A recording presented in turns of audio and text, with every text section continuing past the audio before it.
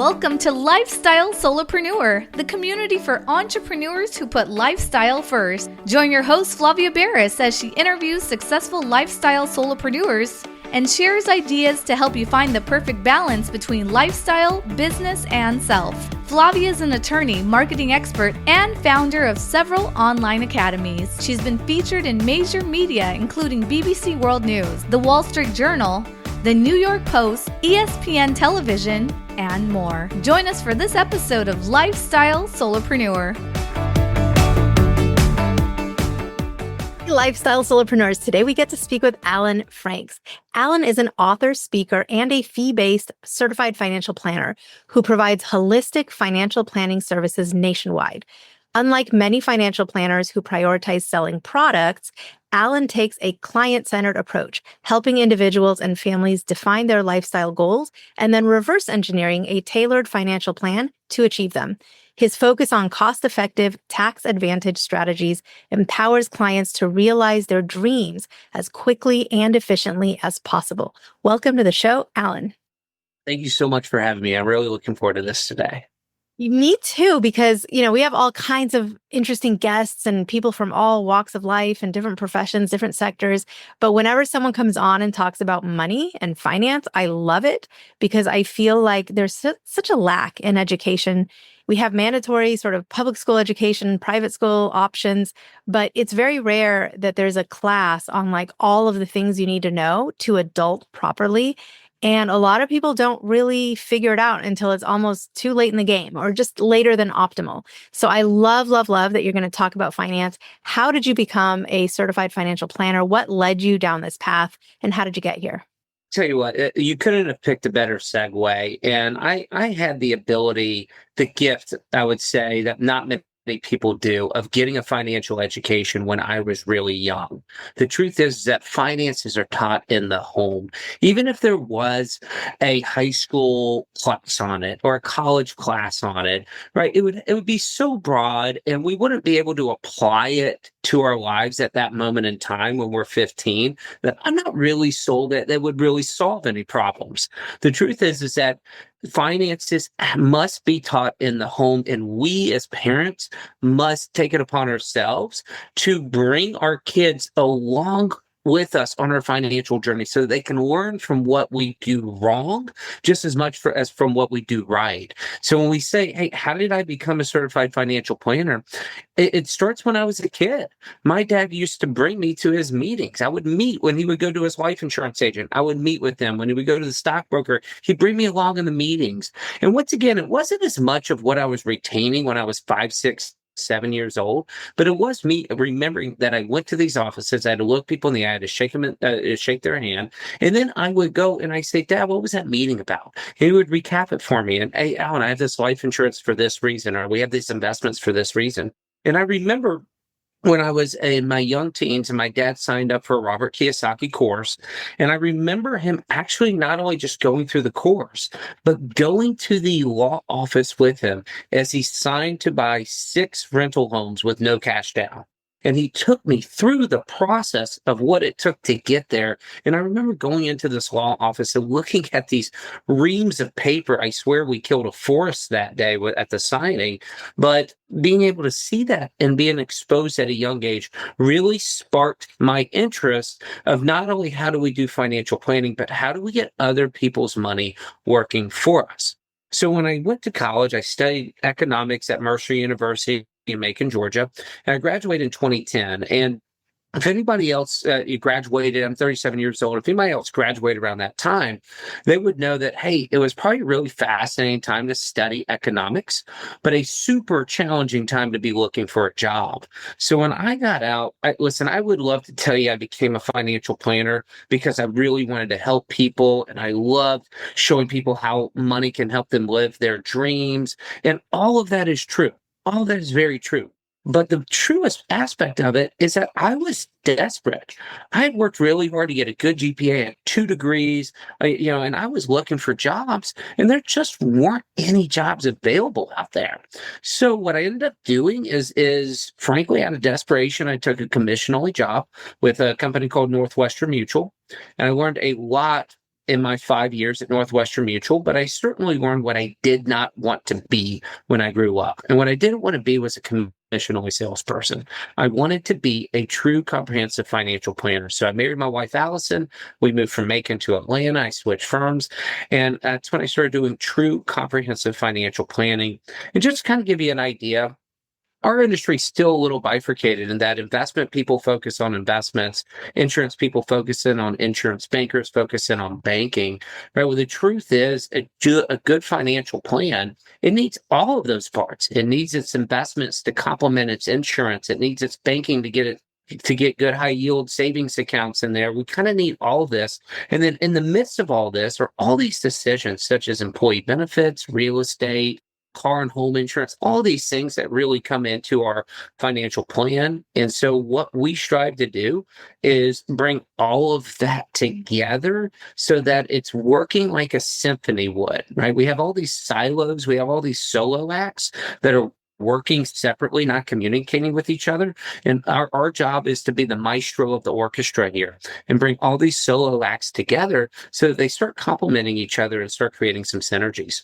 Well, and so in my field, I'm a lawyer, I'm a real estate broker, I do these different things. One area that I do a lot of work in is estate planning, meaning wills, trusts, powers of attorney, healthcare directives. So, everything, it's like adulting 101, right? Like some of the things you have to do, but people avoid it. And there's a lot of head in the sand about estate planning. And a lot of it comes from, I think, fear of, if I start talking or thinking about death, maybe I'll manifest it and I'll die quicker, or even just kind of the ickiness, of thinking about being in the hospital and what would happen if you are. And it's not fun. It's not something anyone wants to do. It's easy to put it off. And then there's always a thought, oh, it's going to be so expensive. I'll do that another year where I'm feeling flush with cash. And yeah, maybe I'll hire a lawyer to do this for me. But in your case, in the world of finance, what is that barrier, that wall? Like, what is it that's keeping people from paying attention to their finances the right way, from getting the help or just even educating themselves about it and helping themselves? But why is it that people have their heads in the sand in finance? Yeah, Flavia, I really think it comes down to human nature. We are not designed for delayed or deferred gratification. We're not. So when you look at what we are trying to accomplish, which is get somebody financially independent so that at age 65, let's say, they can work because they choose to, but not because they have to. Right. Well, that is so against everything that we are biologically built to do. If you think about it, the life expectancy of humans, I don't think we even reached age 65 until the early 1900s. That means that maybe for the last 100 years of our 300, 500, I don't know how long Homo sapiens have been around, right? Only for the last 100 years have we actually lived age 65. And now we're asking people to put money away for age 65 to age 90. It's just not in our nature to do that. It's in our nature to eat what we kill and eat it right away because we may not eat a meal for another couple of weeks, right? And so I believe that that's what's getting in the way is frankly just we are not really great at thinking about 10, 20, 30 days in the future, let alone 10, 20, 30 years into the future, right? And so the reason that I think financial advisors will always have a job and that AI will never overtake us is because we make people think about these things. We help them see the long-term implications of their short-term decisions and what good decisions can compound to over time. So I know in my field, one of the things that sort of prompts people and gets them over that hump is sometimes there's a situation in the family, maybe a relative passes away and there's a big, huge mess and, family infighting. And they're like, I never want that to happen to me. Let me figure this out. Or there's a health scare, maybe upcoming surgery, or maybe there's a child born and they're like, oh my goodness, I have all this responsibility now. I need to buckle down and, amp up my adulting. But in the world of finance, what is it that finally gets people who are not long-term thinkers and are really just not wanting to plan years 65 through 95 and, they're sort of head in the sand? What gets them over that hump where they show up at your door? Yeah, there's two main motivators, right? We've got gain and we have pain. And when we were young, we have the ability, we have time on our side, and we have the ability for huge gains. Okay. We can get this money working for us. If we put $10,000 away by the rule of 72, as long as we earn 7% interest, we should be able to double that money every 10 years, meaning 10,000 becomes 20,000 in 10 years. That 20,000 becomes 40,000 in 20 years. 40,000 becomes 80,000 in 3 years. So we have this, hey, if we get started early, we have this awesome ability to gain. And yes, that is a motivator. However, it is a fleeting motivator, right? What really gets us is pain. And for some reason, we found that something happens around age 42, age 43.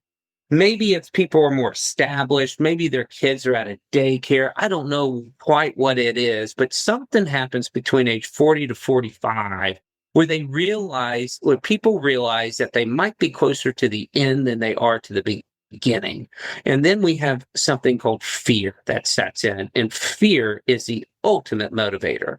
And so what we are trying to accomplish is we are trying to get people into the door before they have children, or when their children are really young, because that's actually when we have dual income, no kids, my gosh, we can do a really good plan. We get really far ahead. And our firm has actually been focused in on getting those dual income, no kids households when they're super young to set them up on the right fundamentals. Whereas most financial advisors are just waiting for people who are 60 and they already have millions. We're trying to get them when they're young to get the right fundamentals going. But once they have kids, they kind of enter this blur there for a good 5 to 7 years.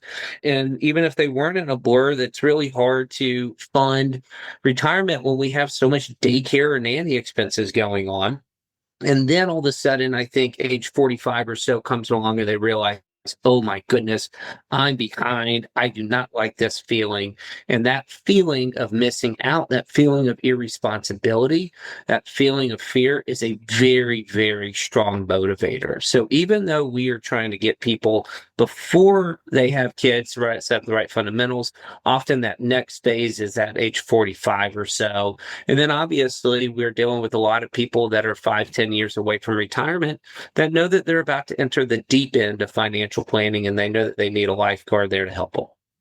Makes perfect sense. And, at every stage in life, not only is this important, but your needs change. And so even if someone came in as a double income, no kid, right? I call them dinks. I used to be a dink. Yeah. So, no, yeah, it's all good. I miss being remember what it was like to feel rich. That, golly, that was fantastic. Now I've got, a new house at a high mortgage rate and a nanny. Well, yeah, let's not get into gymnastics classes and taekwondo lessons. That's right. That's right. Expensive. But so it changes, right? You're a dink in one decade and then next. But even if you were really great and you did a lot of planning early on in your early 20s, let's say, and then now you're 30 and 40 and 50, it's not something you can set and forget. Like, you have to keep revisiting because your goals change and your situation changes, your finances change. And so do people stay with you generally for like the long term? Like, are you seeing people go through life changes? Like, you met them as a dink and now they have 3 kids and you just kind of watch them mature. Absolutely. That's the goal. We put way too much work into our clients early on to just say, okay, great job. Best of luck going forward. Now, we tell all of our clients, hey, when we're working with the client, we not only want to set up the foundation of your financial future, but we also want to build the foundation of our relationship. Because the truth is that oftentimes, besides their spouse, we probably know more about them than they may even know about themselves sometimes. And so when we are looking at that, in general, we are one of the very first phone calls somebody makes when the proverbial shit hits the fan. And I'm just going back to one phone call I received that was in a parking garage in my office. It was first thing Monday morning. And one of my clients was really just, she was crying profusely. I couldn't understand I couldn't even understand her. And unfortunately, her sister was in a plane that had crashed that weekend, and they had not found them yet. And so we talked her down. We calmed her down, let her know that we were there for her. By the way, her sister was not a client, right? And then we immediately got to work, and I called her boyfriend at the time, now husband, and I said, "Hey, listen, I know your sister doesn't want to think about this, but I hate to say this, we need to get an attorney immediately, right?" And so we interviewed attorneys for them. It was clear that there was mishandling, that plane should have never taken off. And it took 2 or 3 years, but a rather large settlement came from that. And it's not that that settlement brought back her sister. The reason I'm telling you the story is that when we take on a client, we take on a partner in life. And I was so honored to be one of the first phone calls that she made. But that's why we do what we do. Wow. What a story. And I mean, when people say, "Oh, you work in finance, your job must be very boring." You can probably say, "Absolutely not. Nope. My job has a lot of, twists and turns, and because it's people and it's lives, and lives are not boring. People are not boring." So, I get that sometimes where people are like, "Oh, you're just at a keyboard all day." It's like, nope, really not. Got it. We operate at that intersection where life and money intersect. Right. That's where we operate. Every single plan that we do, the goal is not to acquire the most wealth possible. The goal is, okay, we need to find out exactly where you are right now and paint a picture of exactly where you want to be and when you want to be there by. Because when I have those 2 points, I can reverse engineer a financial plan to help you get from where you are to where you want to be in the most cost efficient and tax advantage way possible. And that's the quickest path between those 2 points. So everything that we do from a financial planning and savings has a life goal attached to it. And we found that helps clients act quicker. It helps them stick to the plan. It motivates them to stick to the plan. Because once again, we're fighting against our human nature. Anyone that's listening who has a similar job to yours in that they are a services provider, could be someone who is a coach, is a consultant, anything where, like your client can call you and be crying in the parking garage, and you're there for them because you're a service provider. You're there for your clients, sometimes 24/7. It can be very difficult. How would you help someone else who's in that industry balance their time so that they're not working 24/7, so they're not giving so much to their clients that they forget to be there for their own family? Because I know it's important to you to be balanced and to have a life outside of what you do. So how do you accomplish that? Yeah. So I've got a couple rules. From 5 to 7:30, I am not available because that's the time that I spend with my daughter right there. She goes to bed at 7:30. After 7:30, I'm going to return any texts, any phone calls that I didn't get to that day. I'm going to go back and check emails. I'm going to get a workout in general to take care of me personally. Typically, we still have time to watch a mindless episode of TV with my wife, right? But I would say this, I was talking to my wife about this. We invest a lot in staffing. We invest a lot more than other financial advisors of our size. And the reason I invest in staffing is not only does it allow us to enhance the client experience, but it allows me to live my life, right? It allows me to take that time from 5 to 7:30. It allows me to not have to worry about work on weekends, right? So whenever you're running a business, any business owner knows this, you run the risk of investing so much in your business that you don't have enough money to invest in your other things, right? But when I'm looking at the investment in my business, not only is it something that's helping me build enterprise value that one day I will be able to sell and hopefully just transition to another junior advisor, but it's also an investment in my family and in my time, getting that really good team around me. And having a team is essential to the way a lot of solopreneurs have set it up so that they're a solopreneur. I mean, they're out there as like the main entrepreneur. It's them sort of at the top in charge of the company, but building that team is what has helped them leverage, and it sounds like you've sort of done that yourself. You are very generous because I always ask guests, hey, is there something that you would be willing to share or give to the audience?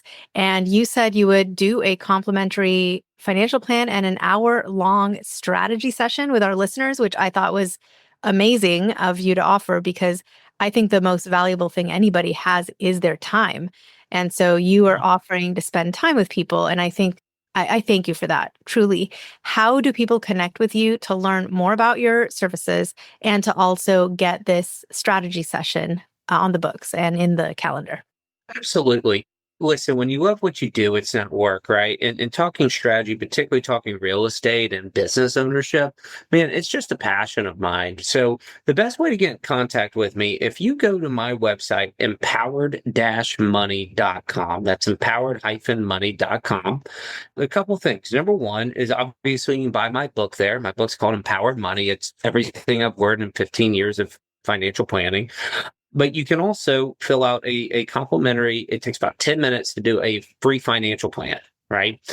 And then what I would recommend is you go ahead and book a strategy session with us, and we can look at that financial plan. We can go over different things that we could do there. I do not hold back in these strategy sessions. To be clear, I'm also trying to get a client. So I'm going to give you every single piece of wisdom that I've got to show you the value that we can add, right? But the purpose of this is not necessarily to make a client, it's simply to add value. I love talking strategy, and hopefully we can help some people. Well, thank you so much. And again, that was empowered-money.com, empowered-money.com.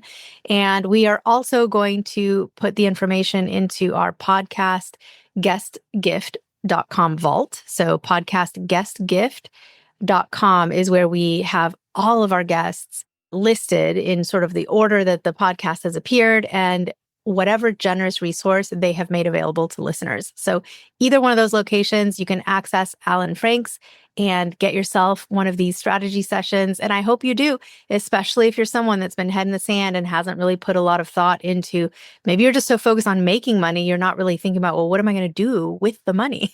So, and you don't want to just let it shrink over time. You want to definitely optimize. So Alan, thank you for sharing your wisdom, being with us today, and just in general for all that you do to help so many people. Thank you so much for having me, Flavia. Hey everyone, thank you so much for joining us, and I hope you enjoyed the show. Don't forget to subscribe to this podcast, and if you leave a review on iTunes, I promise I will read every single review. If you know someone who makes a full-time living from part-time work, and maybe this is you, please visit lifestylesolopreneur.com to nominate a guest or to nominate yourself. Because remember this, money doesn't buy happiness, but money in the hands of a happy person, there is no greater tool. Today's episode was brought to you by the Get Shift Done program. It's a lifestyle-changing online class to help you define your business and lifestyle ambitions and to set goals in a way you've never experienced before. This class will 10x your daily productivity with methods that will blow your mind. And if you use a coupon code podcast, the class tuition is 99% off. Visit GetShiftDone.com to enroll today.